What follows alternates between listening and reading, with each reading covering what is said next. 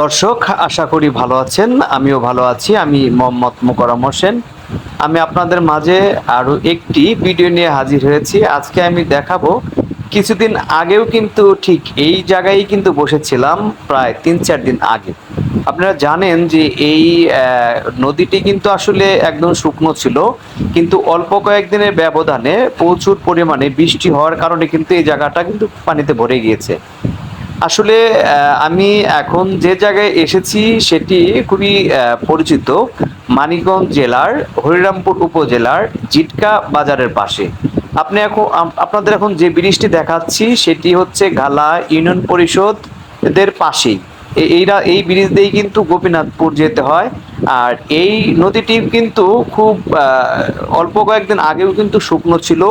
এই গত ২-১ দিন আগের বৃষ্টিতে কিন্তু দেখেন নদীটি কিন্তু বরাবরের মতোই কিন্তু হয়ে গেছে। অনেক সুন্দর লাগছে আসলে। এটি নদীটিও কিন্তু খুবই দুই পাশটাও কিন্তু খুবই ছোট, কিন্তু অনেক পুরনো একটি নদী। আর এই নদীতে কিন্তু পানি আসলে কিন্তু আরো সুন্দর দেখায়। এটি আমি এখন দেখাচ্ছি যে এটাতে কিন্তু আসলে মানিকনগর রামকৃষ্ণপুর যাওয়া যায় এই দিক দিয়ে। অনেক দূর দূরান্তেও কিন্তু যাওয়া যায়। এই দেখেন, দেখতেই পাচ্ছেন যে আসলে খুব সুন্দর একটি পরিবেশ হবে। আর একটু পানি বাড়লে কিন্তু আরো সুন্দর লাগবে।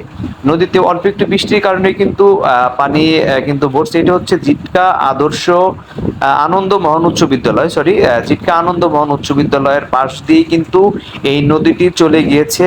আর এরকম একটি পরিবেশে স্কুলের সামনে রাস্তা, তার পাশে নদী থাকাটা কিন্তু খুব সৌন্দর্যের একটি বিষয়। আপনারা আগে থেকেই জানেন যে হরিরামপুরের জিটকার যে আশেপাশের পরিবেশগুলো আসলে সুন্দর। অনেক লোকই কিন্তু আপনারা জানেন যে এই হরিরামপুরে যে নদী রয়ে গেছে, এটি হচ্ছে শাখা নদী। তার একটু পরে একটু দক্ষিণ দিকে আপনি যদি যান তাহলে কিন্তু পদ্মা নদী পাওয়া যাবে।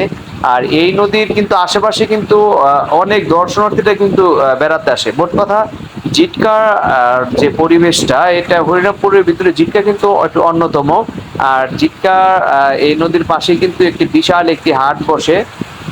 জিটকা হরিরামপুর মোট কথা একটু সৌন্দর্যের প্রতীক। আপনারা দেখতেই পাচ্ছেন এই ব্রিজ দিয়ে কিন্তু গোপীনাথপুর যাওয়া যায়। এই দিক দিয়ে কিন্তু আপনি বিভিন্ন জায়গায় যেতে পারবেন। কালীতলা যেটাকে বলে, মানুষ যে জায়গায় ঘুরতে আসে বারবার।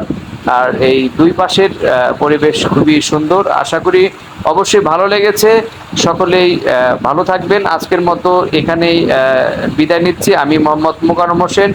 পরবর্তীতে আপনাদের জন্য ভালো আরেকটি ভিডিও নিয়ে হাজির হব। সে পর্যন্ত সঙ্গে থাকবেন।